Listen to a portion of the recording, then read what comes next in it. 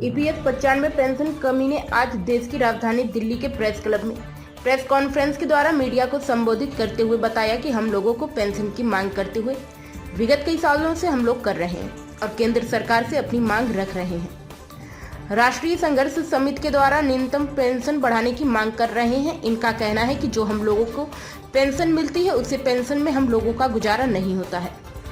राष्ट्रीय संघर्ष समिति के अध्यक्ष कमांडर अशोक रावत ने बताया कि प्रेस कॉन्फ्रेंस करते हुए मीडिया को संबोधित किया और बताया 8 दिसंबर से हम लोग दिल्ली के जंतर मंतर पर आमरण अनशन पर बैठेंगे और 7 दिसंबर को रामलीला मैदान में विशाल रैली एवं संगठन के शीघ्र नेता आएंगे।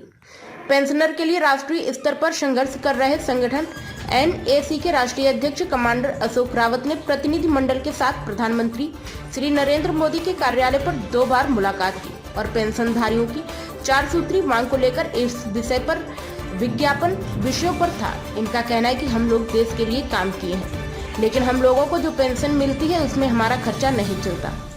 आइए सुनवाते हैं हम राष्ट्रीय अध्यक्ष कमांडर अशोक रावत क्या कुछ कहते हैं पेंशन को लेकर। आप देख रहे हैं ये योजना 95 में जब शुरू की गई थी, सरकार ने बहुत बड़ा प्रचार प्रसार किया, पेपरों में दिया कि आपको जो पेंशन मिल रही है इससे कई गुना आपको पेंशन मिलेगी, बहुत सारा पैसा आपको मिलेगा। उस समय तो कोई रिटायर नहीं हो रहा था, सेवानिवृत्त नहीं हो रहा था। बाद में जब सेवानिवृत्त हुए तो हम लोगों के साथ पहला धोखा केंद्र सरकार ने किया कि हमको कटौती करके और नाम मात्र को, जिसमें हमारा एक सरकार का दायित्व है कि सामाजिक सुरक्षा हर व्यक्ति को दे, और जिन्होंने योगदान दिया उनको वो सामाजिक सुरक्षा तक नहीं दी गई आज तक। तो पहला रोष हमारा वहां प्रकट होता था। उस पेंशन के नाम पे उस समय 95 के बाद जो सेवानिवृत्त हुए हैं उसमें 500 रुपए पेंशन दी जाती थी।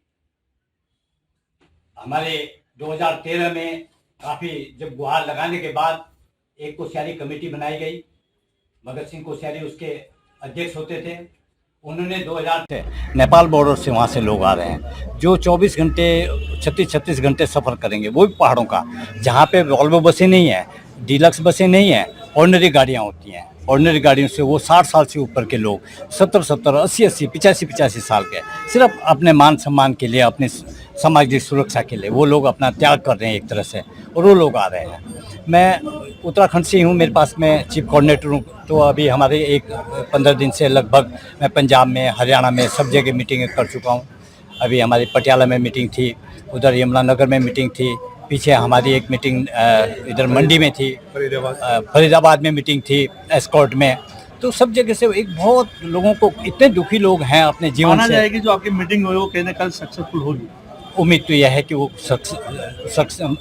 सक्सेस होगी और सरकार कम से कम देखे आए कि हाँ, ये वृद्ध लोग जो एक मार्गदर्शन करते हैं एक देश का, जो दिशा निर्देश देते हैं, जिनके वैसे ही हमें दिशा निर्देश मिलता है, उनका कम से कम ख्याल रखें, उनके भविष्य का ख्याल रखें, ये उम्मीद सरकार से। ये रमेश बोगड़ा जी हमारे राष्ट्रीय तो बहुत ही अच्छी की गई है और हर बुजुर्ग लोगों का ध्यान रखा गया, पर हम सरकार से चाहते थे हमारी व्यवस्था का वो लोग ध्यान रखें जिसके लिए अभी तक उन्होंने किसी भी तरह का कोई पॉजिटिव कदम नहीं उठाया। अब उम्मीद यही कर रहे हैं कि बुजुर्गों पर थोड़ा सा कृपा दृष्टि रखें और हमारी मांगों को जल्द से पूरा करें। हमारी जो है करबद्ध प्रार्थना है प्रधानमंत्री जी से कि ये काम को हमारा सक्सेसफुल कर दें, तो चैन से हम लोग मृत्यु सैया तक पहुँचे। आंदोलन किया जा रहा है, इससे पहले भी सरकार से चुनौती दी गई है, आप मुलाकात भी कर चुके हैं, लेकिन सरकार का रवैया क्या है, क्या मूड है, क्या जो पेंशन है वो बढ़ेगी या नहीं? देखिए, सरकार से तो हमें संकेत तो कुछ मिले नहीं है अभी तक, लेकिन प्रधानमंत्री जी ने स्वयं हमको आश्वासित किया है 2 बार। उन्होंने तो यहाँ तक कहा कि मैं आपका प्रधान सेवक हूँ, ये मुद्दा जेन्युइन है, मैं आपका काम करूँगा। तो उस पर हम, उस आशा पर हम टिके हैं। और बाकी रही बात, तो डिले हो रहा है हमारे लिए, मैंने जैसे पहले कहा, डिले इज टोटली हमारे लिए इनजस्टिस है। तो ये हमारे लिए अन्याय है और हमारे 200 लोग रोज मर रहे हैं और इसके लिए हमें इसके निर्णय जल्दी से जल्दी चाहिए। क्योंकि 2021 वक्त मुलाकात हुई, 2024 अब आने वाली है और चुनाव भी नजदीक है जी। तो क्या लगता है कि चुनाव के बाद कोई ऐसा निर्णय आ गया, उससे पहले कोई सरकार को लेना पड़ेगा? देखिए, इतना बड़ा राष्ट्रीय समस्या है जो वृद्ध लोगों की है, उन्हीं के पैसों से पूरी हो सकती है, तो फिर चुनाव का इससे रिश्ता जोड़ना नहीं चाहिए सरकार ने। बट फिर भी अगर करना चाहते हैं तो जल्दी से जल्दी करें, चुनाव से पहले तो डेफिनेटली करें, और चुनाव तक क्यों जाए, हम मरने से पहले करें। हम कल आमरण अनशन पे बैठ रहे हैं परसों। जो कल का जो आपका अनशन रहेगा उसमें कौन कौन लोग होंगे, कितनी संख्या में लोग कहाँ से हैं? देखिए, कल तो हमारा रामलीला ग्राउंड पे आंदोलन है, पूरे देश के सभी प्रदेशों से लोग आ रहे हैं। कम ज्यादा संख्या में हो सकती है क्योंकि ट्रेनें कैंसिल हुई है। 132 ट्रेनें कैंसिल हुई है सर? कहाँ यूट्यूब में देखिए 132 ट्रेनें कैंसिल की है। इलाहाबाद, तमिलनाडु से है, महाराष्ट्र से है, कई राज्यों से है। 132 ट्रेनें कैंसिल हुई है। अब उसमें जो रिजर्वेशन थे वो लोग तो आ नहीं पाएंगे, फिर भी जो लोग आएंगे वो बहुत बड़ी संख्या में आएंगे। क्या लगता है जो दो फाट हुए थे लेकर तो एक एकता बनी कल?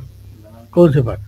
जो दो फौज अलग अलग बैठे थे, एक का एक धंधा था, दो भागों बढ़ गए थे। नहीं, देखिए ऐसा है, राष्ट्रीय संघर्ष समिति एनएसी 27 राज्यों में है, ठीक। 550 जिलों से ऊपर हमारी संगठना जिला स्तर और अभी ऐसा भी होता है कि जो संगठनाएं पहले से कई संगठनाएं काम कर रही है, मैं ये नहीं कह रहा हूँ सिर्फ यही संगठन, ये सबसे बड़ी संगठना है। और जो संगठनाएं काम कर रहे हैं, कोई 2 जिले में काम कर रहा है, कोई 1 जिले में काम कर रहा है, किसी की ऑफिसर्स एसोसिएशन है, तो वो भी है, अपना अपना काम कर रहे हैं सब लोग।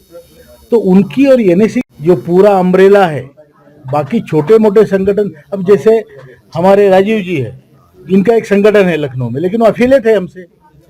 इनका संगठन है गढ़वाल में, उत्तराखंड में, उनका भी एफिलिएट है।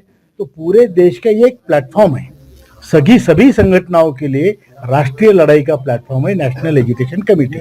लेकिन आप जानते होंगे हमारे यहाँ पे आप कितना भी सुंदर कार्य करो, उस पर दुकानदारी करने की आदतें होती है। तो कई दुकानदार है भाई, उसको क्या कर सकते हैं, वो करें अपना। फौजी जो पूर्व सैनिक हैं अपनी पेंशन के लिए अब से 1 साल से अधिक संघर्ष कर रहे हैं, लेकिन अभी तक सरकार की तरफ से कोई भी ऐसा फैसला नहीं है जो आपके हक। हम लोगों का है EPS 95 राष्ट्रीय संघर्ष समिति, जो हमारा मिनिमम पेंशन के लिए संघर्ष हो रहा है, बढ़ाने के लिए, उसके लिए। तो वो हमारा 7 वर्षों से संघर्ष चल रहा है और पूरे देश भर में इसका आंदोलन हो रहा है। 27 राज्यों में हम लोगों के यूनिट हैं, हर जिले उसमें, और करीब 72 लाख पेंशनर हैं जो इसके लिए लड़ाई लड़ रहे हैं। अब कई बार जैसे अभी बताया गया कि प्रधानमंत्री जी ने 2 बार बुला के आश्वासन दिया, हर मंत्री ने आश्वासन दिया, आश्वासन सबने दिए, काम किसी ने नहीं किया। तो हमारा तो मुद्दा बिल्कुल अलग है। हम लोगों ने तो कंट्रीब्यूशन दिया, उसके एवज में हम लोग मांग रहे हैं पेंशन, बगैर कंट्रीब्यूशन के नहीं मांग रहे हैं। तो ये सरकार को बढ़ाना चाहिए। जो एवरेज पेंशन हम लोगों की आ रही है वो 1171 रुपये, 1171 में 2 पति पत्नी जो है कैसे काम कर सकते हैं, कैसे जीवन चला सकते हैं, इसके लिए संघर्ष कर रहे हैं। उसमें हमारी जो एक बार फिक्स हो जाती है पेंशन वही रहती है, उसको हम लोगों का ये है कि 7,500 रुपये पेंशन की जाए, मिनिमम पेंशन, उस पर DA दिया जाए और पति पत्नी को मेडिकल सुविधा प्रदान की जाए, ताकि हम लोग जितनी बची ज़िंदगी है चैन से जी सकें। इसके लिए संघर्ष चल रहा है। कमांडर अशोक राउत जी हमारे राष्ट्रीय अध्यक्ष हैं और वीरेंद्र सिंह राजावत जी हमारे राष्ट्रीय महासचिव हैं। हम लोग कल जो है 7 दिसंबर को दिल्ली के रामलीला मैदान में रैली करेंगे, उसमें बहुत बड़ी संख्या में पेंशनर देश भर के आएंगे। और 8 तारीख से हमारा जंतर मंतर पे अनशन है और पहले दिन महिलाएं बैठेंगी और उसके बाद साथ में ही हमारे राष्ट्रीय नेतृत्व के 3 लोग आमरण अनशन पे बैठेंगे। और जब तक हमारी मांगें पूरी नहीं होंगी तब तक ये संघर्ष जारी रहेगा। यही हमारा कहना है। क्या लगता है कि 2024 तक ये लगातार चला, चुनावों से पहले?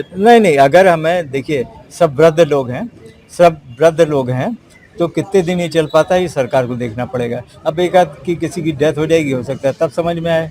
तो हमारा तो ये कहना है कि किसी से कोई दुर्घटना हो उससे पहले ही सरकार को निर्णय लेना चाहिए और हम लोगों के मांगों को पूरा करना चाहिए। अगर कल के अनशन की बात करें तो लाखों में आज भी पहुंचने में उम्मीद जताई रही, अगर कल भी नहीं हुआ तो सरकार को किस तरह से आप?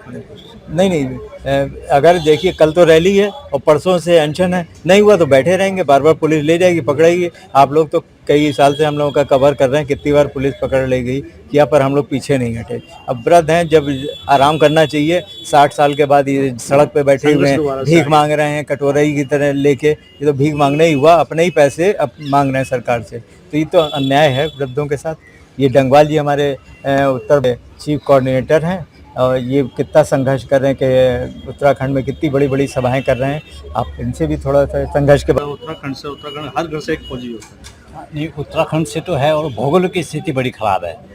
आदमी को कई कई किलोमीटर पैदल चलना होता है। हमारी सभाओं में वहाँ से भी लोग आते हैं पैदल चल के।